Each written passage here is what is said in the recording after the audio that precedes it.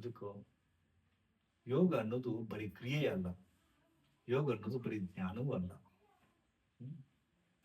ಅದಕ್ಕೆ ಅದೇ ಬಸವಣ್ಣವ್ರು ಹೇಳ್ತಾರೆ, ಜ್ಞಾನವೆಂಬುದು ಅರಿವು, ಜ್ಞಾನವೆಂಬುದು ಅರಿವು ಮತ್ತು ತಿಳಿಯುವುದು.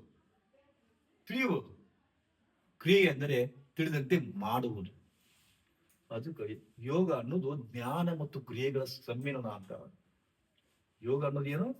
ಜ್ಞಾನ ಮತ್ತು ಕ್ರಿಯೆಗಳ ಸಮ್ಮಿಲನ ಅಂತ ನಾ ಹೇಳಿದೆ.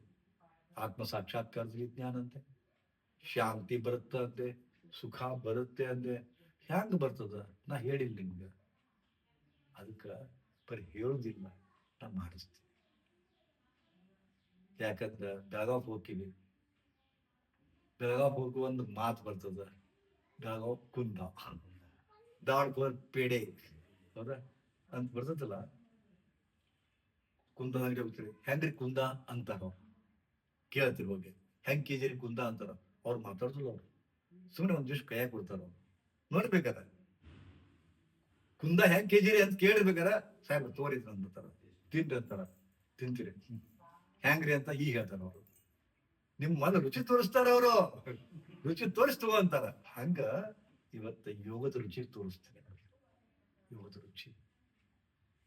ಶಾಂತಿ ಅದ್ರ ತೋರಿಸ್ತೇನೆ, ಸುಖ ಅಂದ್ರೆ ತೋರಿಸ್ತೇನೆ.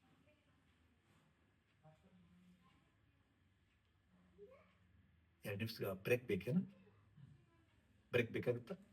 Okay, 2 minutes rest.